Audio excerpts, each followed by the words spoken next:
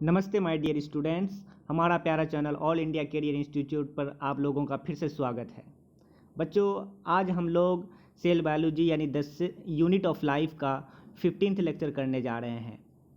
इससे पहले हम लोगों ने राइबोसोम के बारे में लास्ट लेक्चर में पढ़ लिया था। बच्चों, लास्ट लेक्चर में राइबोसोम के बारे में पूरे डिटेल तो पढ़ लिया था, लेकिन किसी प्रॉब्लम की वजह से थोड़ा लेक्चर ख़त्म होने से पहले ही लेक्चर ख़त्म हो गया। तो बस थोड़ा सा टॉपिक 2-3 लाइन का बच गया था जो मैं नहीं बता पाया था, तो मैं आज के लेक्चर में बता देता हूँ। पर आज का टॉपिक माइटोकॉन्ड्रिया है बच्चों। माइटोकॉन्ड्रिया के बारे में डिटेल से पढ़ेंगे। माइटोकॉन्ड्रिया का 2 लेक्चर आएगा आज, यानी 15th लेक्चर, और एक लेक्चर जो 16th लेक्चर होगा। इस 2 लेक्चर में हम माइटोकॉन्ड्रिया के बारे में पूरे डिटेल से फुल कंपटीशन लेवल का, नीट लेवल का, बेसिक से हायर लेवल तक का हम पढ़ा देंगे माइटोकॉन्ड्रिया। उसके बाद आपको कहीं से पढ़ने की ज़रूरत नहीं पड़ेगा, आपका पूरे कवर हो जाएगा। तो बच्चों, क्या छूट गया था राइबोसोम से रिलेटेड, तो वो बता देते हैं हम लोग। बच्चों, ये जो राइबोसोम का फंक्शन है, राइबोसोम के बारे में सारा डिटेल हम लोगों ने पढ़ लिया था, लेकिन राइबोसोम का जो फंक्शन है, जो कि हम बता ही दिए थे, लेकिन लिखना भूल गए थे। हम भूल नहीं गए थे बच्चों, टेक्निकल प्रॉब्लम की वजह से थोड़ा छूट गया था। तो राइबोसोम का फंक्शन जो कि मैं नहीं बताया था, तो क्या फंक्शन है राइबोसोम का? क्या है बच्चों? Protein synthesis. इसी वजह से तो इसको हम प्रोटीन फैक्ट्री बोलते हैं, क्योंकि प्रोटीन का फॉर्मेशन करता है। तो चूंकि ये प्रोटीन का सिंथेसिस यानी फॉर्मेशन करता है, इसी वजह से राइबोसोम को प्रोटीन फैक्ट्री बोलते हैं, जो कि मैंने पहले बताया था पिछले लेक्चर में। तो चूंकि ये प्रोटीन सिंथेसिस करता है, और इसी प्रोटीन सिंथेसिस करने की ही प्रोसेस को हम ट्रांसलेशन कहते हैं। क्या कहते हैं बच्चों? ट्रांसलेशन। तो राइबोसोम जिस प्रोसेस से प्रोटीन का फॉर्मेशन यानी सिंथेसिस करता है, वैसे ही प्रोसेस को हम ट्रांसलेशन कहते हैं। तो बस इतना ही छोटा था बच्चों राइबोसोम के बारे में, यानी राइबोसोम का फंक्शन। ठीक है, अब हम लोग आते हैं माइटोकॉन्ड्रिया में, जो बहुत इम्पोर्टेंट ऑर्गेनेल है सेल का। जी हाँ बच्चों, हाँ। तो ये देखिए बच्चों, ये है आपका माइटोकॉन्ड्रिया। बच्चों, माइटोकॉन्ड्रिया जो होता है ना, वो प्लूरल होता है, लेकिन इसका सिंगुलर फॉर्म जो होता है माइटोकॉन्ड्रियन होता है। क्या होता है? माइटोकॉन्ड्रियन। लेकिन उसका प्लूरल फॉर्म माइटोकॉन्ड्रिया। बहुत सारा माइटोकॉन्ड्रियन होगा तो माइटोकॉन्ड्रिया, एक होगा तो माइटोकॉन्ड्रियन। क्लियर बच्चों? माइटोकॉन्ड्रियन को हम पावर हाउस ऑफ सेल बोलते हैं। जिस तरह राइबोसोम को प्रोटीन फैक्ट्री बोलते हैं, उसी तरह हम माइटोकॉन्ड्रियन को पावर हाउस ऑफ सेल कहते हैं। ठीक है, अब ये पावर हाउस ऑफ सेल क्यों कहते हैं? क्योंकि बच्चों, क्योंकि माइटोकॉन्ड्रियन जो होता है वो किस चीज़ का प्रोड्यूस करता है? एनर्जी का। तो चूंकि माइटोकॉन्ड्रियन एनर्जी का फॉर्मेशन करता है, इसी वजह से हम माइटोकॉन्ड्रियन को सेल का पावर हाउस कहते हैं। जिस तरह बिजली का पावर हाउस होता है, क्यों हम पावर हाउस बोलते हैं? क्योंकि वहाँ पे बिजली यानी इलेक्ट्रिसिटी का प्रोडक्शन होता है। इसी वजह से माइटोकॉन्ड्रियन में भी एनर्जी का प्रोडक्शन होता है। इसी वजह से माइटोकॉन्ड्रियन को हम क्या कहते हैं? Power house of cell. ठीक है, देखिए बच्चों, यहाँ पे जो एनर्जी का फॉर्मेशन होता है ना माइटोकॉन्ड्रिया में, वो किसके रूप में होता है? एटीपी के रूप में। एटीपी का फुल फॉर्म होता है एडेनोसिन ट्राइफॉस्फेट। मैं आगे इस चीज़ को और डिटेल से पढ़ाऊंगा कि कैसे बनता है, क्या होता है, सब कुछ बताऊंगा बच्चों। अभी मैं ग्लाइकोलाइसिस, क्रेब्स साइकिल ये सब कुछ नहीं ना बताया हूँ। जब मैं रेस्पिरेशन चैप्टर पढ़ाऊंगा वहाँ पे बताऊंगा मैं। तो बस यहाँ पे ये जानिए कि माइटोकॉन्ड्रिया या माइटोकॉन्ड्रियन जो कि एनर्जी प्रोड्यूस करता है, वो किसके रूप में? एटीपी के रूप में। एटीपी जिसको हम energy currency of a cell बोलते हैं, सेल का एनर्जी करेंसी। क्लियर? ये था माइटोकॉन्ड्रिया के बारे में छोटी बात है। अब माइटोकॉन्ड्रियंस का शेप, साइज एंड नंबर की अगर बात किया जाए बच्चों, तो कहा जाता है ये तीनों चीज वेरिएबल होता है। यानी कि माइटोकॉन्ड्रिया का चाहे वो शेप हो या साइज हो या नंबर हो, ये सेल पे डिपेंड करता है, सेल के फिजियोलॉजिकल एक्टिविटी पे डिपेंड करता है। समझे? तो इसी वजह से अब ये हर सेल का अपना अपना फिजियोलॉजिकल एक्टिविटी होता है, अलग अलग सेल होता है। इसी वजह से माइटोकॉन्ड्रिया का भी शेप, साइज, नंबर अलग अलग सेल में अलग अलग होता है। इसी वजह से मैंने यहाँ पे ब्रैकेट में लिख दिया वेरिएबल होता है। तो देख लीजिए बच्चों कि बस एवरेज करके कि माइटोकॉन्ड्रिया जो कॉमन है, कॉमन लगभग सारा माइटोकॉन्ड्रिया लगभग जो होता है उसका लेंथ जो होता है ना बच्चों 1.0 से लेकर 4.1 माइक्रोमीटर तक होता है। क्लियर? उसका लेंथ 1.0 से लेकर 4.1 माइक्रोमीटर तक का होता है। और अगर उसकी विड्थ की बात यानी चौड़ाई की बात किया जाए तो कहा जाता है 0.1 से लेकर 1.0 माइक्रोमीटर तक का होता है। अगर एवरेज में लेके जाएं तो 0.5, AVG मतलब एवरेज। तो अगर एवरेज विड्थ की बात किया जाए तो 0.5 याद रखिएगा बच्चों, समझे? जैसे कि हम आपको फिगर बना के यहाँ पे देखिए, एक फिगर हम लिए हैं। ये क्या है बच्चों? ये जो फिगर मैंने बनाया है एक तरह का माइटोकॉन्ड्रिया का फिगर है। अब ये जो माइटोकॉन्ड्रिया का फिगर देख रहे हैं बच्चों, ये एक्चुअली में यहाँ पे जो देख रहे हैं कटा हुआ है। तो मैंने काट के इसलिए दिखाया है ताकि आपको अंदर के चीज़ों को भी दिखा सके, हम अंदर में क्या क्या होता है वो सब की दिखाए। लेकिन एक्चुअली में ये बिल्कुल ऐसे होता है बच्चों, ठीक है, ऐसे, बिल्कुल ऐसे। तो आप जब देखिएगा बाहर से तो ऐसा लगेगा कि सिलेंड्रिकल शेप का है। क्लियर बच्चों? और इसी ऐसे ही शेप को हम सॉसेज शेप भी बोलते हैं। तो इस तरह के शेप को कौन सा शेप बोलेंगे बच्चों? सॉसेज शेप बोलेंगे। क्लियर? या फिर ऐसे भी होता है तो, लेकिन एक्चुअली में तो ऐसे होता है, लेकिन हमने काट के बनाया है तो काट के दिखाएंगे तो बोलेंगे सॉसेज शेप। और अगर इस तरह से जो एक्चुअली में रहता है उसको बोलेंगे सिलेंड्रिकल शेप। ठीक है, जैसे देख रहे हैं बच्चों, इसकी ये जो यहाँ से यहाँ तक ये है इसकी चौड़ाई यानी विड्थ, जो कि डायमीटर भी उसको बोल सकते हैं। क्यों? क्योंकि ये सिलेंड्रिकल शेप का भी होता है ना। सिलेंड्रिकल में विड्थ थोड़ा ना होता है, वहाँ पे तो डायमीटर होता है ना। तो उसकी डायमीटर देख रहे हैं बच्चों 0.2 से लेकर 1.0 माइक्रोमीटर तक का होता है। और इसकी लंबाई जो होता है, लेंथ जो होता है 1.0 से लेकर 4.1 माइक्रोमीटर तक का होता है। क्लियर? ठीक है बच्चों, अब फिर हम लोग यहीं पे आते हैं। हाँ, ये देखिए मैंने बोला ना कि इसका विड्थ कितना होता है, तो जिसमें एवरेज जो है 0.5 मानिएगा आप लोग। देखिए बच्चों, हम जानते हैं कि माइटोकॉन्ड्रियन एक तरह का ऑर्गेनेल है। ऑर्गेनेल मतलब सेल के अंदर जो रहता है उसको हम ऑर्गेनेल बोलते हैं। अब एक हम जानते हैं कि सेल जो कि बहुत छोटा होता है उसको माइक्रोस्कोप से देखना पड़ता है हमको, और सेल के अंदर में है ये माइटोकॉन्ड्रिया।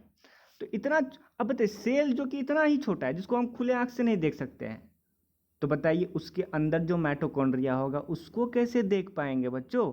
उसको देखना तो और मुश्किल की बात है।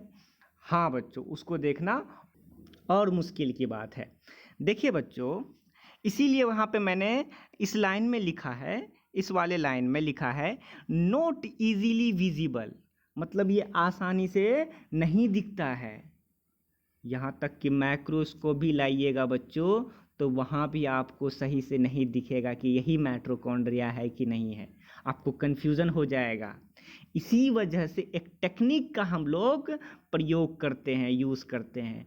उसके यूज से, उस प्रयोग के मदद से हम माइटोकॉन्ड्रिया को आसानी से देख पाते हैं इलेक्ट्रॉन माइक्रोस्कोप के द्वारा, नहीं तो ऐसे नहीं दिखेगा। समझे बच्चों? अब वो कौन सा चीज़ है, कौन सा टेक्निक है? रंग करने का टेक्निक। कौन सा टेक्निक बच्चों? रंग करने का टेक्निक। हाँ, देखिए बच्चों, रंग करने का टेक्निक। अब ये रंग करने का मतलब, इसी रंग करने की टेक्निक को ही हम बायोलॉजी में बोलते हैं स्टैंड या स्टैनिंग बोलते हैं। क्योंकि स्टैनिंग मतलब ही होता है बच्चों रंग करना। तो स्टैनिंग मतलब, स्टैनिंग एक तरह का प्रोसेस है। देखिए सुन लीजिएगा, याद रह जाएगा। स्टैनिंग एक वह प्रोसेस है जिस प्रोसेस द्वारा हम किसी ऑर्गेनेल्स या छोटे मोटे ऑर्गेनिज या यूनिसेलुलर ऑर्गेनिज्म या सेल को रंग करते हैं।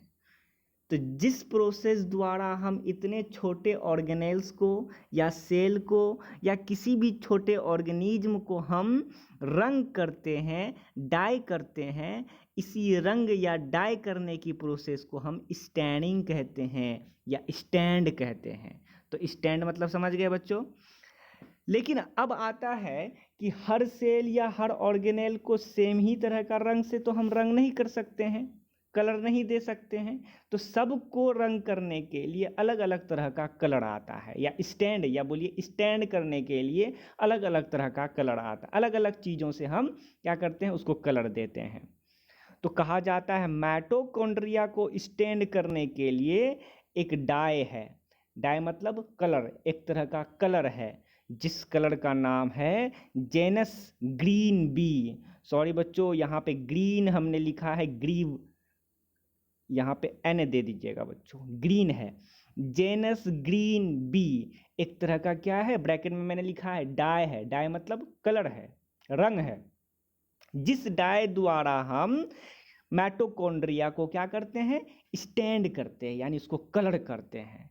जैसे ही वो कलर हो जाता है, जैसे ही हम कलर कर दिए और कलर हो गया, तो और सब ऑर्गेनेल्स के कंपेयर में ये अलग तरह का दिखने लगा।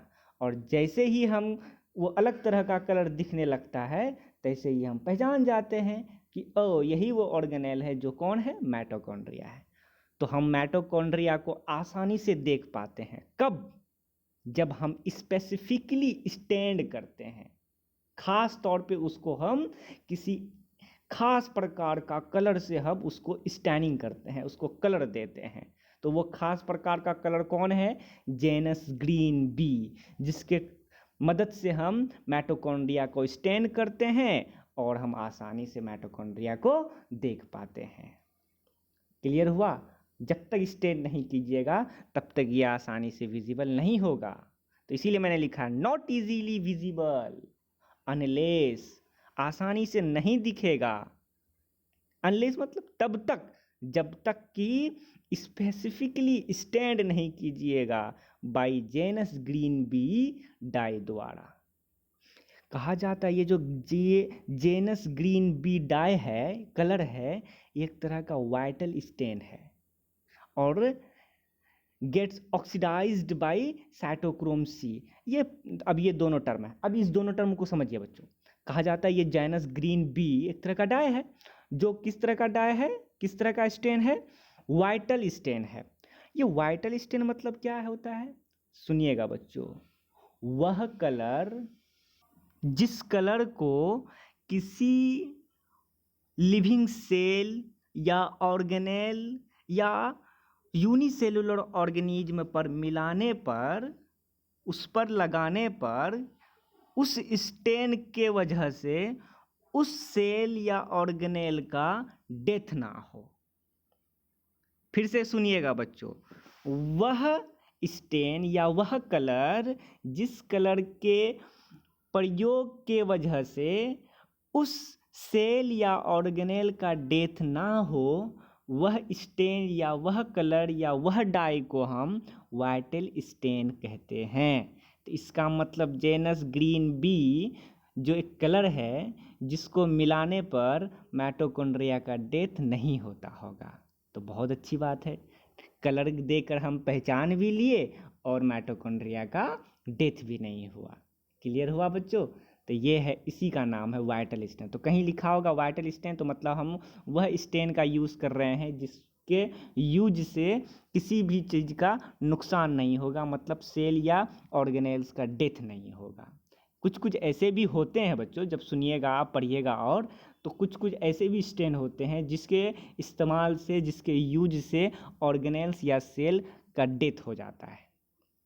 पहचान तो लेते हैं हम उसको, हम रिकॉग्नाइज तो कर ही लेते हैं, लेकिन उसका डेथ हो जाता है। लेकिन जेनस ग्रीन बी डाई का की वजह से सेल या माइटोकॉन्ड्रिया का डेथ नहीं होता है, इसी वजह से इसको वाइटल स्टेन बोलते हैं। कहा जाता है बच्चों कि साइटोक्रोम सी, मैं आगे बताऊंगा इसको, ये साइटोक्रोम, इसका हम शॉर्ट फॉर्म लिख दिए हैं CYT। अगर आप लोग लिखना चाहें तो कॉपी में लिख लीजिए, CYT मतलब होता है साइटोक्रोम। इसके बारे में मैं बताऊंगा आगे। साइटोक्रोम सी एक तरह का केमिकल चीज़ है, केमिकल चीज़ एक तरह का ऑर्गेनेल है जो माइटोकॉन्ड्रिया में होता है। तो साइटोक्रोम सी के वजह से क्या हो जाता है, ये ऑक्सीडाइज्ड हो जाता है। समझे बच्चों? ऑक्सीडाइज्ड मतलब लॉस ऑफ इलेक्ट्रॉन, इलेक्ट्रॉन को ये लॉस करने लगता है। जैसे मैं आपको अभी अभी तुरंत जस्ट अभी बताऊंगा, NADH एक तरह का केमिकल प्रोडक्ट है बच्चों, एक तरह का क्या है, केमिकल प्रोडक्ट है NADH। इस NADH पर जब साइटोक्रोम सी का प्रभाव पड़ता है तो इससे जो है क्या होता है, हाइड्रोजन प्लस निकलता है। जैसे ही हाइड्रोजन प्लस निकलता है तो वो दूसरे जगह चले जाता है और साथ ही साथ यहाँ से इलेक्ट्रॉन का भी लॉस होता है। तो जिसके वजह से क्या हो जाता है, वो इलेक्ट्रॉन, तो अब ये लॉस हुआ, इलेक्ट्रॉन लॉस मतलब ऑक्सीडेशन हुआ। ठीक है, तो मैं इसको और क्लियर करूँगा, बस अभी ये समझ जाइए कि साइटोक्रोम सी के वजह से माइटोकॉन्ड्रिया क्या हो जाता है, बोलिए क्या हो जाता है बच्चों, ऑक्सीडाइज्ड हो जाता है। क्लियर? तो ये आप समझ के रखिएगा, मैं इरेज कर दिया। ठीक है, तो ये था माइटोकॉन्ड्रिया को पहचानने का तरीका कि कैसे हम पहचानेंगे, कैसे हम देखेंगे कि यही माइटोकॉन्ड्रिया है। अब आगे चलते हैं बच्चों, ये था साइज के बारे में। अब आगे चलते हैं हम लोग किस में, नंबर में। किस में बच्चों? नंबर में। देखिए बच्चों, नंबर भी तो वेरिएबल होता है, अलग अलग माइटोकॉन्ड्रिया का नंबर अलग अलग सेल में अलग अलग होता है। ऐसा अब कोई ज़रूरी नहीं है कि जितना माइटोकॉन्ड्रिया इस सेल में होगा उतने माइटोकॉन्ड्रिया इस सेल में भी होगा, तो उतने भी माइटोकॉन्ड्रिया उस सेल में भी होगा। हर सेल में माइटोकॉन्ड्रिया का नंबर सेम नहीं होता है। इसी वजह से मैंने पहले ही लिख दिया हेडलाइन में, वेरिएबल यानी वेरिएबल होता है। तो फिर नंबर कैसे हम पता लगाएंगे? तो कहा जाता है माइटोकॉन्ड्रिया का नंबर फिजियोलॉजिकल एक्टिविटी पे डिपेंड करता है। किस पर बच्चों? फिजियोलॉजिकल एक्टिविटी, जो कि किसी सेल के द्वारा परफॉर्म किया जाता है। जब किसी सेल को देखिएगा तो उस सेल के अंदर फिजियोलॉजिकल एक्टिविटी जितना ज़्यादा होता है, वहाँ उस सेल में माइटोकॉन्ड्रिया उतना ही ज़्यादा होता है। क्लियर करके देखिए बच्चों। अब ये फिजियोलॉजिकल एक्टिविटी क्या होता है बच्चों? आप जानते हैं सेल एक तरह का लिविंग थिंग है। अब वो सेल के अंदर साइटोप्लाज्म है। अब साइटोप्लाज्म के अंदर जब तक किसी तरह का एक्टिविटी नहीं होगा, केमिकल रिएक्शंस नहीं होगा, तो बताइए क्या सेल जीवित रह पाएगा? तो यानी सेल को जीवित रखने के लिए सेल के अंदर एक तरह का रिएक्शंस होते रहता है, वहाँ पे एक्टिविटी होते रहता है। उसी एक्टिविटी को फिजियोलॉजिकल एक्टिविटी बोलते हैं, जिसके वजह से सेल जिंदा रहता है, सेल को खाना पीना, भोजन पोषण या सेल ग्रोथ करता है, इसी फिजियोलॉजिकल एक्टिविटी। अब बताइए कि एक सेल के अंदर जितना ज़्यादा फिजियोलॉजिकल एक्टिविटी होगा उसको उतनी एनर्जी की ज़रूरत पड़ेगा ना। आप जितना काम कीजिएगा आपको उतना ज़्यादा एनर्जी का ज़रूरत पड़ेगा, और जितना ज़्यादा एनर्जी का ज़रूरत पड़ेगा आप उतना ज़्यादा खाइएगा। इसीलिए कहा जाता है वह सेल जिसके अंदर फिजियोलॉजिकल एक्टिविटी जितना ज़्यादा होता है वो उतना ज़्यादा एनर्जी यूज़ करता है, और जो जितना ज़्यादा एनर्जी यूज़ करेगा वहाँ पे माइटोकॉन्ड्रिया उतना ही ज़्यादा होगा। क्यों? क्योंकि एनर्जी को फॉर्मेशन करने वाला कौन है? माइटोकॉन्ड्रिया। तो ज़्यादा से ज़्यादा माइटोकॉन्ड्रिया होगा तो ना एनर्जी ज़्यादा से ज़्यादा होगा, और ज़्यादा से ज़्यादा एनर्जी होगा तब ना ज़्यादा से ज़्यादा फिजियोलॉजिकल एक्टिविटी कर पाएगा। इसीलिए मैंने फर्स्ट लाइन में लिख दिया है कि नंबर माइटोकॉन्ड्रिया का नंबर सेल के फिजियोलॉजिकल एक्टिविटी पर डिपेंड करता है। क्लियर? ये लाइन को उम्मीद करते हैं हम लोग समझ गए होंगे। क्लियर? इसी वजह से यहाँ पे हमने लिखा है number of mitochondria is directly proportional to physiological activity. तो यहाँ पे डायरेक्टली प्रोपोर्शनल का साइन दे दीजिएगा बच्चों, यहाँ पे मैंने दे दिया है। तो number is directly proportional to physiological activity. देखिए बच्चों, मैंने यहाँ पे अच्छे से क्लियर करके आप लोगों को बताया है इस वाले पार्ट में। देखिए यहाँ पे, देखिए ये सेल है, कोई सेल है, उस सेल के अंदर मान लेते हैं फिजियोलॉजिकल एक्टिविटी हो रहा है। अब फिजियोलॉजिकल एक्टिविटी करने के लिए क्या जरूरी होता है बच्चों? एनर्जी। और एनर्जी किस रूप में लेता है? एटीपी के रूप में लेता है। और जिसमें जितना ज़्यादा एनर्जी का यूज़ होगा, इसका मतलब वहाँ पे माइटोकॉन्ड्रिया उतना ही ज़्यादा होगा। यानी फिजियोलॉजिकल एक्टिविटी बढ़ा तो एनर्जी बढ़ा, एनर्जी बढ़ा तो माइटोकॉन्ड्रिया का नंबर बढ़ा। तो ये है आपका मेन चार्ट, ठीक है। इसी वजह से मैंने ये बना दिया है, तो अलग से आप लोग उसी जगह बना लीजिएगा, ठीक है। क्लियर? देखिए बच्चों, कुछ कुछ एग्जाम्पल, मैंने 2 एग्जाम्पल जो एनसीईआरटी का एग्जाम्पल है, इसीलिए मैंने यहाँ पे लिखाना ज़रूरी समझा। कहा जाता है क्लोरेला। क्लोरेला एक तरह का अलगी का ऑर्गेनिज्म है, अलगी का एग्जाम्पल है क्लोरेला, जिसमें जानते हैं बच्चों कितना माइटोकॉन्ड्रिया होता है? एगो माइटोकॉन्ड्रिया होता है। कैगो होता है? एगो होता है। लेकिन वहीं चाउस जो किसका एग्जाम्पल है? अमीबा, एक तरह का अमीबा है बच्चों, उसके अंदर 5 लाख यानी 5 लाख माइटोकॉन्ड्रिया होता है। इसका मतलब बताइए, क्लोरेला में इसका मतलब एनर्जी कम खपत होता होगा, इसी वजह से माइटोकॉन्ड्रिया एक ही गो है। और चाउस जिसमें बहुत ज़्यादा एनर्जी खर्च होता होगा, इसी वजह से यहाँ पे माइटोकॉन्ड्रिया का नंबर बहुत ज़्यादा है। तो ये देखें बच्चों कि कोई ऑर्गेनिज्म में या कोई सेल में बहुत एक भी हो सकता है, यानी बहुत कम भी माइटोकॉन्ड्रिया हो सकता है, तो बहुत ज़्यादा भी हो सकता है। 5 लाख बहुत ज़्यादा है, ठीक है, इतना ज़्यादा है। और दोनों ऑर्गेनिज्म बच्चों यूनिसेलुलर है, यानी एक सेल का बना हुआ, इसीलिए यहाँ पे एग्जाम्पल मैंने दिया है।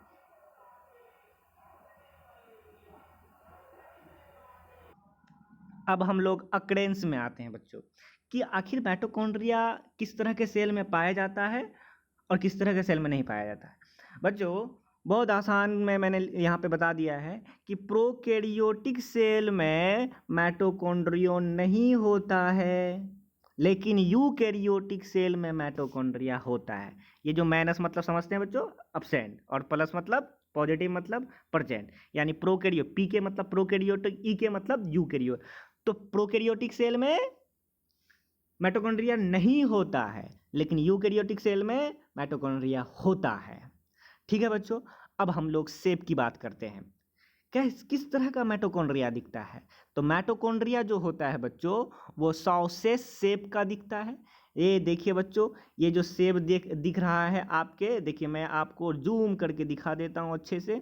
ये देखिए, इस तरह के ही शेप को हम क्या बोलते हैं बच्चों? सॉसेज शेप बोलते हैं। क्लियर? हाँ। और ये सिलेंड्रिकल भी शेप में दिखता है, ठीक है। इसको अगर आप गौर से देखिए तो ये आपका ये जब मैं काट के दिखाया हूँ तब ना, लेकिन एक्चुअली में तो ये ऐसे होता है ना बच्चों। तो हाँ, सिलेंड्रिकल शेप का भी होता है। तो इसका शेप कैसा होता है? सॉसेज शेप या सिलेंड्रिकल। क्लियर? हाँ। अब हम लोग देखते हैं अल्ट्रा स्ट्रक्चर ऑफ माइटोकॉन्ड्रिया। ये अल्ट्रा स्ट्रक्चर मतलब क्या? किसी चीज को आप माइक्रोस्कोप से अगर बड़ा करके देखते हैं तो इसी को हम बोलते हैं अल्ट्रा स्ट्रक्चर, यानी बड़ा वाला स्ट्रक्चर माइटोकॉन्ड्रिया का। यानी कि माइटोकॉन्ड्रिया के अंदर क्या क्या चीज है वो सबको भी देख लिए हम, इसी को हम बोलते हैं अल्ट्रा स्ट्रक्चर। तो माइटोकॉन्ड्रिया का अल्ट्रा स्ट्रक्चर देखें बच्चों, तो जब आप माइटोकॉन्ड्रिया को देखिएगा बच्चों, उसका अल्ट्रा स्ट्रक्चर को, तो वहाँ पे आपको 2 ब्रॉडली पार्ट में बटा हुआ 2 चीज़ मिलेगा आपको। क्या क्या बच्चों? कि एक मिलेगा माइटोकॉन्ड्रियल इन्वेलप और दूसरा मिलेगा माइटोकॉन्ड्रिया में माइटोकॉन्ड्रियल मैट्रिक्स। एक तो मिलेगा इन्वेलप, एक लोग में मिलेगा मैट्रिक्स। मैट्रिक्स समझते हैं बच्चों, जो फ्लूइड लाइक स्ट्रक्चर होता है वो बोलते हैं मैट्रिक्स। कहा जाता है मैट्रिक्स में डीएनए होगा, आरएनए होगा, राइबोसोम होगा और बहुत तरह का एंजाइम्स होगा। लेकिन माइटोकॉन्ड्रियल इन्वेलप मतलब क्या होता है? कवरिंग ना बच्चों, या लेयरिंग ना बच्चों, आउटर जो ऊपर में घिरा हुआ रहता है। तो वहाँ पे आपको इन्वेलप जो होता है माइटोकॉन्ड्रिया में 2 गो इन्वेलप होता है। एक होता है आउटर माइटोकॉन्ड्रियल मेम्ब्रेन, OMM मतलब आउटर माइटोकॉन्ड्रियल मेम्ब्रेन, और दूसरा उसके अंदर में और एक लेयर होता है और एक मेम्ब्रेन होता है जिसको हम बोल देंगे इनर माइटोकॉन्ड्रियल मेम्ब्रेन। और दोनों मेम्ब्रेन के बीच में ये देखिए, ये मेम्ब्रेन और ये मेम्ब्रेन, और दोनों मेम्ब्रेन के बीच में स्पेस है। हाँ, स्पेस होता है माइटोकॉन्ड्रिया में, दोनों आउटर और इनर मेम्ब्रेन के बीच में क्या होता है, स्पेस होता है। जो भी स्पेस होता है बच्चों, उसी स्पेस को हम बोलते हैं पेरी माइटोकॉन्ड्रियल स्पेस। कौन सा स्पेस बोलते हैं, पेरी माइटोकॉन्ड्रियल स्पेस। चूंकि ये स्पेस दो मेम्ब्रेन के बीच में होता है ना, इसी वजह से हमने इसका नाम दिया इंटर मेम्ब्रेन स्पेस। जैसे दो देश के बीच अगर कुछ होता है या मैच ही हो रहा है तो इंटरनेशनल, दो नेशन के बीच तो इंटरनेशनल मैच, उसी तरह दो मेम्ब्रेन के बीच है तो इंटर मेम्ब्रेन स्पेस। क्लियर बच्चा? हाँ, तो इन्वेलप मतलब समझ गए, तो जो वाला कवरिंग यानी मेम्ब्रेन, सारे जितने भी मेम्ब्रेन्स होते हैं माइटोकॉन्ड्रिया में सबको मिला के हमने बोला माइटोकॉन्ड्रियल इन्वेलप, और जो मैट्रिक्स होता है उसको बोला माइटोकॉन्ड्रियल इज मैट्रिक्स। तो इन्वेलप में ये 3 चीज़ होता है और माइटोकॉन्ड्रियल मैट्रिक्स में भी ये 4 चीज़ होता है। सबको डिटेल से हम लोग फिगर में अच्छे से पढ़ेंगे बच्चों। ये देखिए, this is the ultra structure of mitochondria, जिसमें आपको सब कुछ दिखाया गया है। जी हाँ बच्चों, इसमें देखिए ये जो सबसे आउटर मोस्ट बाउंड्री है आपका, ये आउटर मोस्ट बाउंड्री को हम क्या बोलेंगे, OMM। ये देखिए यहाँ पे मैंने लिखा है, ये वाला देखिए लिखा है ना, तो OMM मतलब आउटर माइटोकॉन्ड्रियल मेम्ब्रेन। और उसके बाद अंदर में भी एक मेम्ब्रेन है बच्चों, तो अंदर में जो मेम्ब्रेन है उसको बोलेंगे IMM यानी इंटर माइटोकॉन्ड्रियल मेम्ब्रेन। बच्चों एक चीज़ मैं यहाँ पे बताना चाहता हूँ कि इनर माइटोकॉन्ड्रियल मेम्ब्रेन में एक थोड़ा सा मॉडिफिकेशन हुआ है। ये देखिए, ये है इनर माइटोकॉन्ड्रियल मेम्ब्रेन, और उसमें देखिए पूरे जो है कंटिन्यूअसली नहीं है, ये कहीं कहीं क्या हो गया, अंदर के तरफ क्या हो गया है, थोड़ा सा मुड़ गया है। ये देखिए मुड़ गया है, ये देखिए, यानी कि हम बोल सकते हैं कि इनर माइटोकॉन्ड्रियल मेम्ब्रेन में क्या हुआ है, थोड़ी मॉडिफाइड हुआ है। अब मॉडिफाइड होके अंदर के तरफ उसी मेम्ब्रेन का पार्ट थोड़ा थोड़ा अंदर घुस गया है। ये क्यों घुसा है जानते हैं बच्चों? ये सरफेस एरिया को बढ़ाने के लिए। अगर पूछेगा कि आखिर ये फोल्डिंग क्यों हुआ, आखिर इनर माइटोकॉन्ड्रियल मेम्ब्रेन में फोल्डिंग क्यों होता है, तो आप बोलिएगा बच्चों क्या करने के लिए, सरफेस एरिया को बढ़ाने के लिए। तो जब आपको कम जगह में आपको ढेर सारा चीज़ को अगर हटाना होता है, वहाँ पे रखना होता है, तो आप क्या करते हैं, मोड़ मार के रखते हैं ना। तो क्या किया, आप सरफेस एरिया को बढ़ा दिए। उसी तरह यहाँ भी इसको है कम जगह, लेकिन इसको काम चाहिए बहुत ज़्यादा। इसी वजह से क्या किया, ये इनर माइटोकॉन्ड्रियल मेम्ब्रेन में थोड़ा मॉडिफिकेशन हुआ, और मॉडिफिकेशन होकर इनर माइटोकॉन्ड्रियल मेम्ब्रेन में अंदर की तरफ फोल्डिंग हो गया। इसी फोल्ड को, ये जो फोल्डिंग हुआ, इस फोल्ड को ही हम बोलते हैं क्रिस्टा। क्या बोलते हैं, क्रिस्टा। और क्रिस्टा का प्लूरल होता है क्रिस्टी। तो ढेर सारा क्रिस्टा है ना यहाँ पे, तो इसी को हम बोलते हैं क्रिस्टा, जो इनफोल्डिंग हो गया। क्लियर बच्चों? हाँ, हो गया। अब बताइए, ये जो आउटर मेम्ब्रेन है माइटोकॉन्ड्रियल मेम्ब्रेन और ये इनर माइटोकॉन्ड्रियल में, और दोनों के बीच देखिए ये स्पेस है, इसी स्पेस को हम बोलते हैं पेरी माइटोकॉन्ड्रियल स्पेस। कौन सा स्पेस बच्चों, पेरी माइटोकॉन्ड्रियल स्पेस, या इनर मेम्ब्रेन स्पेस भी बोल सकते हैं। अभी अभी मैंने बताया, इसी वजह से मैंने ऊपर में ये सब मैंने इन्वेलप में, ये पूरे ये outer membrane plus inner membrane plus peri mitochondrial space, ये सबको मिलाकर हम बोलेंगे क्या, क्या बोलेंगे बच्चों, क्या बोलेंगे, बोलिए, माइटोकॉन्ड्रियल इन्वेलप। क्या बोलेंगे, माइटोकॉन्ड्रियल इन्वेलप बोलेंगे। क्लियर हुआ? चलिए, उम्मीद करते हैं बच्चों समझ गए होंगे अच्छे से। हाँ, अब यहाँ पे देखिए बच्चों, मैं एक चार्ट बनाया हूँ, उस चार्ट से इस डायग्राम को और अच्छे से समझाता हूँ बच्चों। देखिए इस चार्ट को देखिए, थोड़ा मैं छोटा करता हूँ, आप लोग बड़ा करके देख लीजिएगा, मैं बड़ा भी कर दूंगा, चिंता ना कीजिए। देखिए बच्चों, माइटोकॉन्ड्रिया का मैं आउटर मेम्ब्रेन वाला लिया हूँ, इनर मेम्ब्रेन लिया हूँ। OMM मतलब आउटर माइटोकॉन्ड्रियल मेम्ब्रेन और IMM मतलब इनर माइटोकॉन्ड्रियल मेम्ब्रेन। ये दोनों मेम्ब्रेन मैंने लिया है। अब यहाँ पे देखिए बच्चों, अब दोनों का फीचर लिया है। फीचर मतलब गुण दोनों का। तो कुछ कुछ फीचर को हमने यहाँ पे रिप्रेजेंट, ये देखिए ये जो कुछ कुछ फीचर लिया है, और ये फीचर किस में किस तरह का होता है, आउटर मेम्ब्रेन में होता है कि नहीं होता है, अगर होता भी तो कैसा होता है, अगर इनर मेम्ब्रेन में होता है कि नहीं होता, होता है तो कैसा होता है। ये सारे गुण को मैं एक एक करके लिया हूँ और सारे गुण को मैं दोनों में कंपेयर करके बताना चाहता हूँ। सबसे पहला फीचर है परमिएबिलिटी। देखिए मैं बच्चों परमिएबल लिख दिया हूँ, यहाँ पे परमिएबिलिटी कर दीजिएगा। परमिएबिलिटी मतलब किसी चीज़ को आने देगा कि नहीं देगा, उसमें परमिएबल वाला गुण है कि नहीं है। तो कहा जाता है आउटर माइटोकॉन्ड्रियल मेम्ब्रेन वो परमिएबल होता है, यानी किसी भी चीज़ को आने जाने दे सकता है, उसमें कोई रुकावट नहीं है।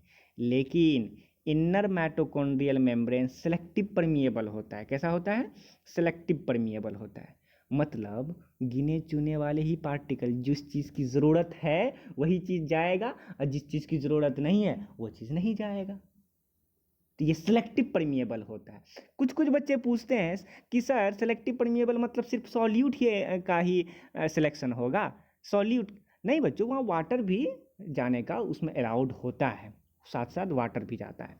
तो सेलेक्टिव पर, तो इसका मतलब inner mitochondrial membrane selective permeable होता है, तो आउटर माइटोकॉन्ड्रियल मेम्ब्रेन परमिएबल होता है। मैं आपको फिगर में बताता हूँ आखिर ये परमिएबल होता है कैसे। देखिए बच्चों, क्योंकि आउटर माइटोकॉन्ड्रियल मेम्ब्रेन में पोरीन होता है। पोरीन मतलब पोर्स।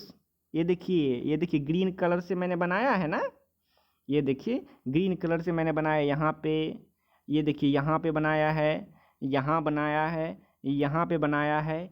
ये सब क्या है? प्रोटीन का बना हुआ छोटा छोटा पोर्स है, जो कहाँ है? आउटर माइटोकॉन्ड्रियल मेम्ब्रेन में है। इसी के वजह से आउटर माइटोकॉन्ड्रियल मेम्ब्रेन के थ्रू कोई भी सब्सटेंस आ और जा सकता है। इसी वजह से आउटर माइटोकॉन्ड्रियल मेम्ब्रेन क्या होता है? बोलिए, परमिएबल होता है। क्लियर बच्चों? आउटर माइटोकॉन्ड्रियल मेम्ब्रेन परमिएबल होता है। अब दूसरा फीचर है क्या? फोल्डिंग। किसमें फोल्डिंग होता है, किसमें नहीं होता है? तो आउटर माइटोकॉन्ड्रियल मेम्ब्रेन में फोल्डिंग नहीं होता है ना। जैसे कि मैं आपको डायग्राम में देखिए, आउटर माइटोकॉन्ड्रियल मेम्ब्रेन में फोल्डिंग है नहीं है बच्चों, यानी बिल्कुल वो स्मूथ है। इसी वजह से मैंने यहाँ पे लिखा ये स्मूथ होता है। लेकिन इनर माइटोकॉन्ड्रियल में फोल्डिंग होता है, इसी वजह से मैं लिखा यहाँ इनफोल्डिंग, है ना। जैसे कि डायग्राम में आप देखिए फोल्डिंग में है, अंदर के तरफ लिखला लिखला हुआ फोल्डिंग है। जी हाँ। अगला, उसी फोल्ड को ही हम क्या बोलते हैं? इसी फोल्ड को ही हम क्या बोलते हैं बच्चों? इसी फोल्ड को ही हम क्या बोलते हैं? क्रिस्टा बोलते हैं। तो किस में क्रिस्टा होता है, किस में क्रिस्टा नहीं होता है? तो इसका मतलब इनर माइटोकॉन्ड्रियल में क्रिस्टा होता है और आउटर में नहीं होता है। इसी वजह से मैंने यहाँ पे तीसरा फीचर लिया है क्रिस्टी का। तो क्रिस्टी आउटर माइटोकॉन्ड्रियल मेम्ब्रेन में नहीं होता है, नेगेटिव मतलब अब्सेंट, और इनर माइटोकॉन्ड्रियल मेम्ब्रेन में होता है। क्लियर? अगला है ETS, या उसी को ETC भी बोलते हैं। ETS का, कान खोल के सुनिए बच्चों, ETS का full form electron transfer system. ETC का इलेक्ट्रॉन ट्रांसफर चैन। दोनों बात एक ही है। अब ये इलेक्ट्रॉन ट्रांसफर सिस्टम क्या होता है? देखिए बच्चों, मैं पहले आपको सिस्टम के बारे में बता दूं। जब बहुत सारा, ये देखिए बहुत सारा चीज़ मिलकर कोई एक काम को करता है, बहुत सारा चीज़ मिल गया, अब मिलकर किसी एक काम को अंजाम दे रहा है, तो ये सारे पार्टिकल्स या सारी चीज़ों को हम क्या बोलेंगे? एक सिस्टम। क्या बोलेंगे? सिस्टम। उसी तरह यहाँ पे देखिए बच्चों, इस डायग्राम में देखिएगा, थोड़ा बड़ा मैं कर दूं, ये देखिए जब मैंने बड़ा किया है तो उसमें ये देखिए यहाँ पर देखिए, यहाँ पर देखिए, फिर यहाँ पर देखिए इस जगह, उसी तरह यहाँ पर देखिए, ये देखिए, ये 4 प्लेस में देख रहे हैं, चारों प्लेस में बड़ा बड़ा बिंदा करके बनाया हुआ है। ये देखिए बिंदा, ये बिंदा, ये बिंदा, ये बिंदा, ये बिंदा, ये यहाँ पे बिंदा, बड़ा बड़ा बिंदा है। मैं इरेज कर देता हूँ, ठीक है। अब यहाँ पे पहले समझ जाइए, ये जो बिंदा है, यही बिंदा हम आपको बोले थे कि माइटोकॉन्ड्रिया के अंदर एक तरह का केमिकल सब्सटेंस पाया जाता है NADH, जिससे क्या होता है, जिससे क्या होता है बच्चों, NADH, जिससे क्या होता है बच्चों, ऑक्सीडेशन होता है। ऑक्सीडेशन होता है तो इलेक्ट्रॉन का वहाँ से लॉस होता है। तो जैसे ही इलेक्ट्रॉन लॉस होता है, तो ये जो यहाँ पे ये वाला जो बड़ा पार्टिकल, ये पार्टिकल है, मान लेते हैं ये वाला, ये पहला पार्टिकल को देख रहे हैं, ये पार्टिकल्स क्या करेगा, उस इलेक्ट्रॉन को फट से गेन कर लेगा, ले लेगा। और यहाँ पे जैसे ही ये इलेक्ट्रॉन आएगा, तो ये इलेक्ट्रॉन अपने पास नहीं रखेगा, तुरंत क्या करेगा, दूसरे वाले को दे देगा। फिर ये भी अपने पास नहीं, तुरंत ये भी दूसरे को दे देगा, फिर ये चौथे को दे देगा। यहाँ इसका मतलब ये सारे पार्टिकल्स आपस में क्या कर रहा है बच्चों, इलेक्ट्रॉन को ट्रांसफर करवा रहा है ना, यहाँ से यहाँ, यहाँ से फिर यहाँ, यहाँ से यहाँ, ऐसे कर रहा है ना। जी हाँ, तो इलेक्ट्रॉन को ट्रांसफर करवा रहा है ना। हाँ, इसी वजह से इसको हमने क्या कहा, इलेक्ट्रॉन ट्रांसफर सिस्टम। सिस्टम क्यों सर, क्योंकि यहाँ पे देख रहे हैं बहुत सारा पार्टिकल्स है ना, तो जब बहुत सारा पार्टिकल्स मिलकर कोई एक काम करता है तो उसी को ना सिस्टम बोलते हैं। इसी वजह से यहाँ पे ढेर सारा सिस्टम में पार्टिकल्स मिलकर तब ना इलेक्ट्रॉन का ट्रांसफर करवा रहा है। इसी वजह से हम इसको क्या बोले, इलेक्ट्रॉन ट्रांसफर सिस्टम। इसी वजह से मैंने यहाँ पर लाइनिंग करके लिख दिया है ETS, या इसी को, चूंकि ये चैन के रूप में काम करता है, इसी वजह से हम इसको ETC भी बोलते हैं, मतलब इलेक्ट्रॉन ट्रांसफर चैन बोलते हैं। अब मैं इरेज कर दूं बच्चों,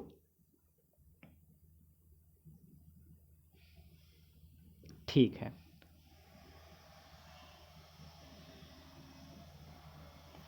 तो अब समझ गए ETS के बारे में। अब आते हैं हम लोग फिर से, अब आता है कि ये जो ETS है, इलेक्ट्रॉन ट्रांसफर सिस्टम है, ये कहाँ है, आउटर मेम्ब्रेन में है क्या, नहीं है, लेकिन इनर मेम्ब्रेन में है क्या, हाँ है बच्चों। इसी वजह से यहाँ पे अब बोलिए कि ETS या ETC आउटर माइटोकॉन्ड्रियल मेम्ब्रेन में होता है क्या, नहीं होता है। इसी वजह से यहाँ पे हमने नोट लिख दिया है, यानी कि नेगेटिव लिख दिया है, मतलब अब्सेंट होता है। लेकिन इनर माइटोकॉन्ड्रियल मेम्ब्रेन में होता है, अब ये भी देखा कि हाँ होता है। अब दूसरा है SDM। ये SDM क्या है, कोई ऑफिसर है क्या, नहीं बच्चों, कोई ऑफिसर नहीं है। SDM एक तरह का खास प्रकार का एंजाइम है जो सिर्फ और सिर्फ माइटोकॉन्ड्रिया में ही मिलता है और कहीं नहीं मिलता। बहुत important, very very important. SDM एक तरह का एंजाइम है जो कि सिर्फ और सिर्फ माइटोकॉन्ड्रिया में ही मिलता है। और ध्यान से सुनिए बच्चों, वह एंजाइम जो सिर्फ और सिर्फ माइटोकॉन्ड्रिया में मिले उसी को हम मार्कर भी बोलते हैं। तो इसका मतलब SDM भी तो सिर्फ माइटोकॉन्ड्रिया में मिलता है सर, इसका मतलब SDM को भी मार्कर बोल सकते हैं। तो अच्छा सर, SDM का फुल फॉर्म क्या होता है, SDM का फुल फॉर्म मैं यहाँ लिख दिया हूँ, ये देखिए, सक्सीनेट डी हाइड्रोजिनेस। यहाँ पे देखिए, यहाँ पे ये देखिए, मैं गोला कर रहा हूँ, देखिए बच्चों, SDH, ओह SDM मैं लिख दिया हूँ, SDH होता है, sorry sorry, I am so sorry बच्चों। बच्चों मैं यहाँ SDM लिख दिया हूँ, सॉरी बच्चों। ये आप जो है क्या कीजिए, इस M को काट दीजिए, इस M को काट के यहाँ पे H लिखिए, SDH। सॉरी बच्चों, I am very very sorry, यहाँ पे टाइपिंग में गलती हो गया। SDH होता है, SDM नहीं होता है। तो SDH एक तरह का एंजाइम है जो सिर्फ और सिर्फ माइटोकॉन्ड्रिया में ही मिलता है, इसी वजह से इसको मार्कर एंजाइम कहते हैं, ठीक है। हाँ, और SDH का फुल फॉर्म क्या होता है बच्चों, तो SDH का फुल फॉर्म होता है सक्सीनेट डीहाइड्रोजिनेस। ये देखिए दिख रहा होगा, सक्सीनेट डीहाइड्रोजिनेस एक तरह का क्या है, इंजाइम है बच्चों। ये देखिए मैं यहाँ पे बनाया हूँ, ये देखिए बड़ा सा गोला करके बनाया, ये देखिए यहाँ बनाया, ये देखिए यहाँ बनाया, ये देखिए यहाँ बनाया। ये क्या है बच्चों? SDH है, जो एक तरह का इंजाइम होता है, जो सिर्फ और सिर्फ माइटोकॉन्ड्रिया में मिलता है। इसी वजह से इसको हम मार्कर इंजाइम या मार्कर भी कहते हैं। ये एकदम हमेशा याद रखिएगा बच्चों, कभी भूलिएगा नहीं। क्लियर? अब एक चीज बताइए बच्चों, ये जो SDH इंजाइम है ये कहाँ में है? आउटर मेम्ब्रेन में कि इनर मेम्ब्रेन में? माइटोकॉन्ड्रिया इनर में, ठीक है। हाँ, अब मैं इरेज कर देता हूँ, इनर में है। अब बोलिए बच्चों यहाँ से, तो बताइए SDH कहाँ पे होता है? सिर्फ और सिर्फ इनर माइटोकॉन्ड्रियल मेम्ब्रेन में होता है, लेकिन आउटर माइटोकॉन्ड्रियल मेम्ब्रेन में नहीं होता है, ठीक है। अब दूसरा है F0 F1 पार्टिकल। क्या है?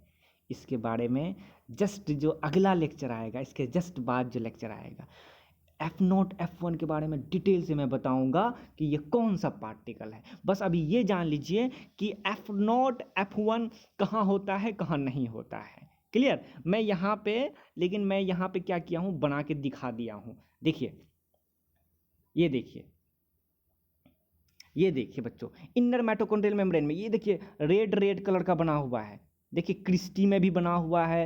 ये देखिए, ये देखिए, ये देखिए, ये देखिए, ये वाला देखिए, ये वाला देखिए। ये सब क्या है बच्चों? F0 F1 पार्टिकल है, जो कहाँ है? इनर माइटोकॉन्ड्रियल मेम्ब्रेन में है, आउटर माइटोकॉन्ड्रियल मेम्ब्रेन में नहीं है। ठीक है बच्चों? हाँ, तो अब देखिए, तो अब हम यहाँ पे लिख सकते हैं,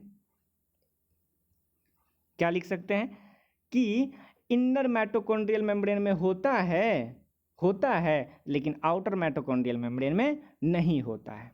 अब है ओन इंजाइम। ओन मतलब अपना, खुद का। इंजाइम मतलब इंजाइम। ओन यहाँ पे इसलिए लिख दिए हम कि आउटर माइटोकॉन्ड्रियल मेम्ब्रेन में अपना इंजाइम होता है और इनर में अपना होता है, यानी दोनों में अलग अलग तरह का इंजाइम्स पाया जाता है। अगर हम आउटर में भी देखें तो वहाँ भी इंजाइम होता है, और इनर में भी देखें तो वहाँ भी इंजाइम होता है। जैसे कि मैं डायग्राम में बना के दिखा दिया हूँ। ये देखिए बच्चों, ये देखिए यहाँ पे इंजाइम है आउटर में, यहाँ भी इंजाइम है आउटर में, यहाँ पे इंजाइम है आउटर में, यहाँ भी इंजाइम है आउटर में, यहाँ भी इंजाइम है आउटर में, है ना। लेकिन वहीं पे दूसरा कलर से यहाँ पे बनाया हूँ, ये देखिए अंदर में है, दूसरा कलर से बनाया हूँ मैं, ग्रीन ग्रीन कलर से। देखिए, ये देखिए, ये ग्रीन ग्रीन कलर से मैं बनाया हूँ। तो यानी कि आउटर में भी अपना खुद का एंजाइम होता है और इनर माइटोकॉन्ड्रियल मेम्ब्रेन में भी खुद का एंजाइम होता है। जी हाँ, इसी वजह से मैंने वहाँ पे लिखा था ओन एंजाइम। तो इसका मतलब दोनों में एंजाइम होता है बच्चों। हाँ, आउटर माइटोकॉन्ड्रियल मेम्ब्रेन में भी एंजाइम होता है और इनर माइटोकॉन्ड्रियल मेम्ब्रेन में भी एंजाइम होता है। अब है एक्सक्लूसिव लिपिड। एक्सक्लूसिव लिपिड मतलब वह लिपिड जो खास जगह में खास प्रकार का लिपिड पाया जाता हो। तो वह खास प्रकार का लिपिड या स्पेसिफिक लिपिड जो कि स्पेसिफिक जगह में ही या स्पेसिफिक स्थान में ही रहे, वैसे ही लिपिड को हम एक्सक्लूसिव लिपिड कहते हैं। अब यहाँ पे है फॉस्फेटाइडाइल कोलाइन, एक तरह का। यहाँ देखिए बच्चों, मैंने फिर गलती कर दिया है बच्चों, फोस्फे, यहाँ पे एस मैंने छोड़ दिया है, FPHOS, एस छोड़ दिया, यहाँ पे फोफे लिख दिया। फोस्फेटाइडाइल कोलाइन एक तरह का लिपिड है जो सिर्फ और सिर्फ कहाँ रहता है? आउटर माइटोकॉन्ड्रियल मेम्ब्रेन में होता है, और जिसका नाम है कार्डियोलिपिन। क्या है? कार्डियोलिपिन। ये भी एक तरह का लिपिड है जो इनर माइटोकॉन्ड्रियल मेम्ब्रेन में ही होता है और कहीं नहीं होता है। तो इसका मतलब दोनों लिपिड एक तरह का एक्सक्लूसिव लिपिड है। बताइए, फोस्फेटाइडाइल कोलाइन कहाँ होता है? आउटर माइटोकॉन्ड्रियल मेम्ब्रेन में। और कार्डियोलिपिन कहाँ होता है? इनर माइटोकॉन्ड्रियल मेम्ब्रेन में। क्लियर बच्चों? हाँ, अब यहाँ पे देखिए, अब है कि आउटर माइटोकॉन्ड्रियल मेम्ब्रेन और इनर माइटोकॉन्ड्रियल मेम्ब्रेन में प्रोटीन और लिपिड का क्या रेशियो है? तो प्रोटीन और लिपिड का रेशियो इनर माइटोकॉन्ड्रियल मेम्ब्रेन में 60:40 होता है। तो 60% अगर प्रोटीन होता है, लिपिड 40% होता है। लेकिन इनर माइटोकॉन्ड्रियल मेम्ब्रेन में प्रोटीन और लिपिड का रेशियो 80:20, यानी 80% अगर प्रोटीन होगा इनर माइटोकॉन्ड्रियल मेम्ब्रेन में, तो 20% लिपिड होगा। क्लियर? हाँ बच्चों, अब यहाँ पे मैं बारी बारी से पढ़ूंगा। मैं बताया ना कि F0 F1 पढ़ूंगा, SDH पढ़ूंगा, ITS सबके बारे में, या क्रिस्टी के बारे में पढ़ूंगा। सबको बारी बारी से मैं कल के लेक्चर में सारा चीज़ पढ़ा के माइटोकॉन्ड्रिया को ख़त्म कर दूंगा। लेकिन आज सिर्फ आउटर माइटोकॉन्ड्रियल मेम्ब्रेन और इनर माइटोकॉन्ड्रियल मेम्ब्रेन के बारे में पढ़ लीजिए, उसके बाद मैं ख़त्म करता हूँ। ठीक है, आउटर माइटोकॉन्ड्रियल मेम्ब्रेन के बारे में अगर बताया जाए तो क्या बताया जाएगा बच्चों? कि कहा जाता है forms outer continuous limiting boundary of bond mitochondria. ये जो माइटोकॉन्ड्रिया है बच्चों, ये क्या है? आउटर मेम्ब्रेन है। तो ये जो आउटर मेम्ब्रेन है कंटिन्यूअस है ना, ऐसा थोड़े ना है बच्चों, ऐसा थोड़े ना है कि यहाँ पे कटा हुआ है, यहाँ पे कटा हुआ है, यहाँ पे कटा हुआ है, यहाँ पे कटा हुआ है, जैसे न्यूक्लियस होता है। ऐसा तो नहीं होता है, ऐसा तो नहीं होता है। तो कहीं कहीं कटा हुआ है, ऐसा कहीं भी नहीं होता है बच्चों, ऐसा तो नहीं है। तो कैसा होता है? एकदम बिल्कुल कंटिन्यूअसली लिमिटेड बाउंड्री होता है, लिमिटेड होता है। ये ना बड़ा होता है ना छोटा होता है, एकदम लिमिटिंग, जितना होना चाहिए उतना होता है। इसी वजह से जैसे मैं पहले बता दिया, fixed boundary is called limiting boundary. हाँ, तो माइटोकॉन्ड्रिया का आउटर माइटोकॉन्ड्रियल मेम्ब्रेन क्या होता है? कंटिन्यूअस होता है, कटापटा नहीं होता है, और लिमिटिंग बाउंड्री होता है। क्लियर? उसके बाद आउटर माइटोकॉन्ड्रियल मेम्ब्रेन में क्या होता है? प्रोटीन होता है, जिसके वजह से अभी बताया था ना, ये प्रोटीन होता है, जिस प्रोटीन के वजह से क्या होता है? आउटर माइटोकॉन्ड्रियल मेम्ब्रेन परमिएबल होता है, यानी ये प्रोटीन पोर्स का निर्माण कर देता है, जिस पोर्स के द्वारा कोई भी चीज़ अंदर आ सकता है, अंदर का चीज़ बाहर जा सकता है। इसी वजह से ये इसको बोला आउटर माइटोकॉन्ड्रियल मेम्ब्रेन कैसा होता है? परमिएबल होता है। इसीलिए मैंने लिखा कंटेन्स प्रोटीन्स, सो डैट, इसी वजह से outer mitochondrial membrane is permeable. Clear?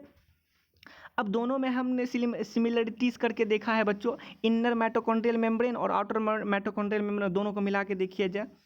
तो दोनों को जब मिला के देखिएगा बच्चों, मैं थोड़ा इरेज करके फिर से बनाना चाहता हूँ बच्चों। ये देखिए, मान लेते हैं ये माइटोकॉन्ड्रिया है, और माइटोकॉन्ड्रिया का और ये आउटर मोस्ट बाउंड्री है। क्लियर?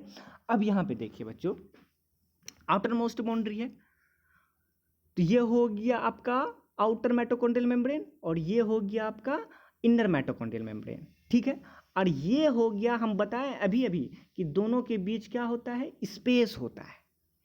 क्या होता है? दोनों के बीच स्पेस होता है।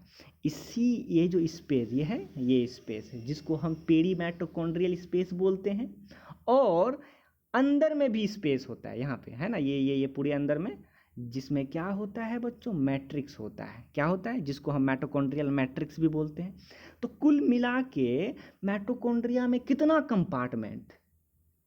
एक मेम्ब्रेन के बीच में जो होता है वो, और एक जो अंदर में जहाँ पे मैट्रिक्स होता है वो, यानी कुल मिला के माइटोकॉन्ड्रिया में कितना कंपार्टमेंट? 2 कंपार्टमेंट होता है, या 2 स्पेस होता है। तो कहा जाता है इनर माइटोकॉन्ड्रिया मेम्ब्रेन और outer mitochondrial membrane divide lumen मतलब स्पेस, वही जगह, lumen of mitochondria into 2 aqueous compartment. तो 2 एक्वस ये एक्वस क्यों बच्चों? क्योंकि दोनों, चाहे वो पेरीमाइटोकॉन्ड्रियल स्पेस हो या फिर मैट्रिक्स में हो, दोनों में पानी तो होगा ही ना, थोड़ा बहुत मात्रा में, और जो चीज़ होगा, और साथ ही साथ में वहाँ पे क्या होगा बच्चों? कुछ ना कुछ पानी भी होगा। इसी वजह से मैंने लिखा है एक्वस कंपार्टमेंट। और यही एक्वस कंपार्टमेंट 2 गो होता है, एक जो बाहर में होता है जिसको हम पेरीमाइटोकॉन्ड्रियल स्पेस बोले, और एक जो अंदर में होता है जिसको हम इनर कंपार्टमेंट बोले। तो आउटर कंपार्टमेंट को ही हम क्या बोलते हैं? पेरीमाइटोकॉन्ड्रियल स्पेस, और इनर कंपार्टमेंट को ही हम बोलते हैं माइटोकॉन्ड्रियल मैट्रिक्स, जो अंदर में होता है। क्लियर? स्पेस बोलते हैं। ठीक है, और यही माइटोकॉन्ड्रियल मैट्रिक्स में क्या क्या होता है, कैसे ये क्या का नहीं मतलब किस तरह का मैट्रिक्स होता है, तो बोलता है होमोजेनस मैट्रिक्स होता है और डेंस होता है। तो थोड़ा घना होगा, क्लियर, घना होगा और होमोजीनस होगा। अब ये होमोजीनस का मतलब क्या, अब मान लेते हैं ये माइटोकॉन्ड्रिया है और यहाँ पे ढेर सारा मैट्रिक्स है ना। अब क्या कीजिए आप कि यहाँ से थोड़ा सा मैट्रिक्स लीजिए और थोड़ा सा मैट्रिक्स इस साइड से लीजिए, अब दोनों मैट्रिक्स को लाके अगर आप क्या करते हैं देखते हैं तो दोनों, चाहे ये वाला मैट्रिक्स लीजिए या दोनों ये वाला मैट्रिक्स, दोनों मैट्रिक्स में सेम तरह का कंपाउंड, यहाँ पे जो होगा वहीं पे ये वाला इस जगह पे भी मैट्रिक्स में वही चीज़ होगा। यानी कि हर जगह केमिकल सब्सटेंस, केमिकल कंपोनेंट्स का मिक्सिंग सेम होता है। इसी वजह से हमने बोला कि माइटोकॉन्ड्रियल मैट्रिक्स कैसा होता है, होमोजेनस होता है। और डेंस मतलब समझ ही गए, यहाँ पे इसका मतलब केमिकल कंपोनेंट बहुत ज़्यादा होता होगा, क्लियर। अब यहाँ पे देखिए बच्चों आगे, पेरीमैटोकॉन्ड्रियल स्पेस।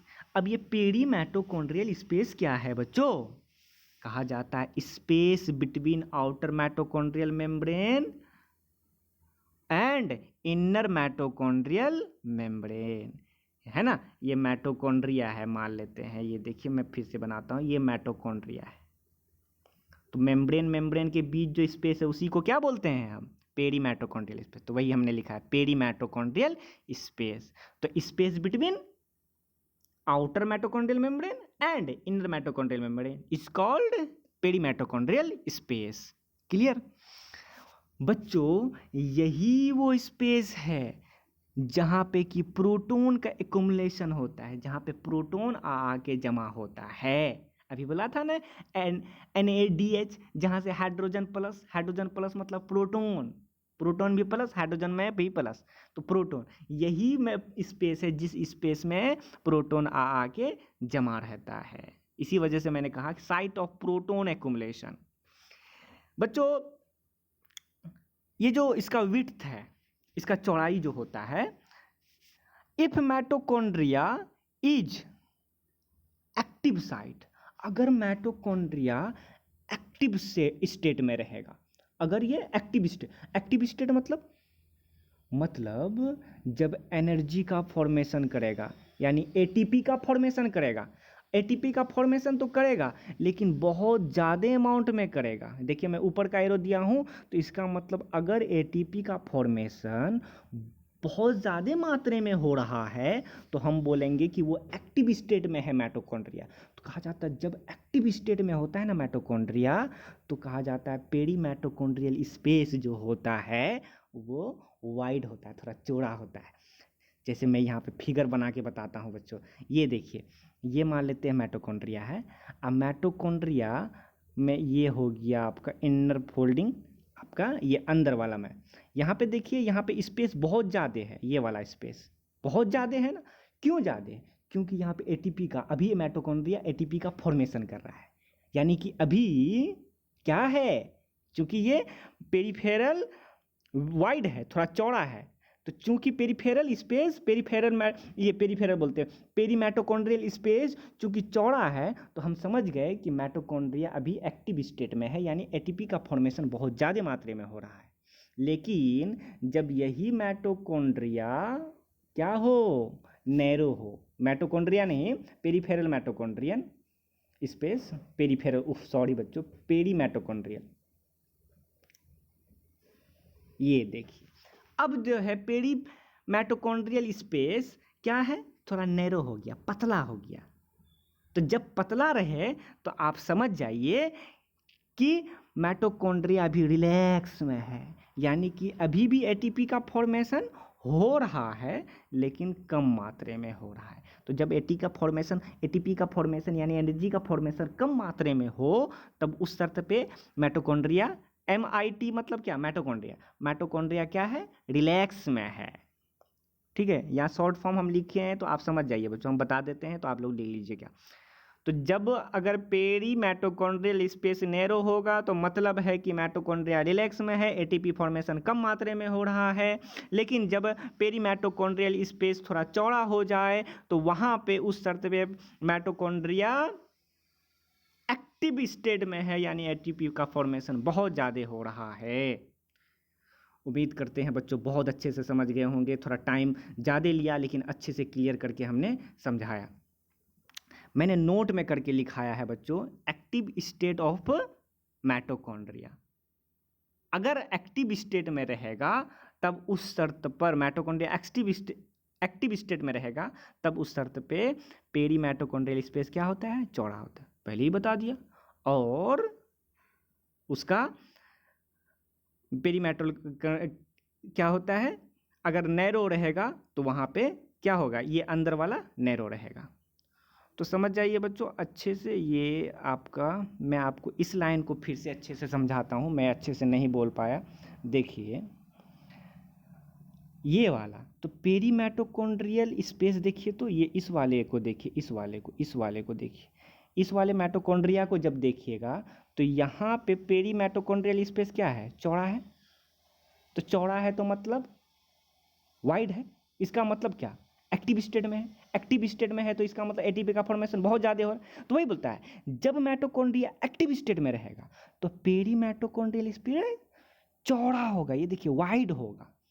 लेकिन अंदर वाला जो मैट्रिक्स है वो क्या होगा, वो तो नैरो, वो जो मैट्रिक्स क्या होगा वो थोड़ा नैरो हो जाएगा। ये पेरी माइटोकॉन्ड्रियल स्पेस तो थोड़ा चौड़ा होगा लेकिन अंदर वाला नैरो हो जाएगा।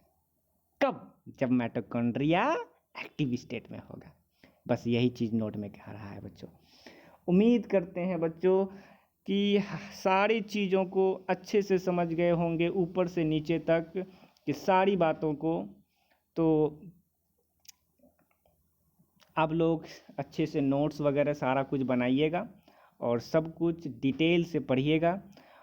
और अगर किसी भी तरह का कोई भी प्रॉब्लम हो तो कमेंट करके ज़रूर बताइएगा। आज का स्लाइड तो बिल्कुल अलग ही रहा, ऊपर नीचे करने वाला, और सबके दिन की तरह तो स्लाइड आगे पीछे नहीं रहा। तो ये वाला स्लाइड कैसा लगा वो भी बताइएगा बच्चों, ठीक है। तो थैंक यू सो मच बच्चों। सब्सक्राइब कीजिए, सब्सक्राइब करने के बाद बेल आइकन का एक बटन आता है, उसको दबाइए ताकि जैसे ही अपलोड हो तैसे ही सारे अच्छे अच्छे वीडियो आप लोगों तक फटाफट पहुंचते रहे, जल्दीबाजी में पहुंचे, सर्च करने की ज़रूरत ना पड़े। तो थैंक यू सो मच बच्चों, ऐसे वीडियो के साथ बने रहिए, पढ़ते रहिए। Thank you so much.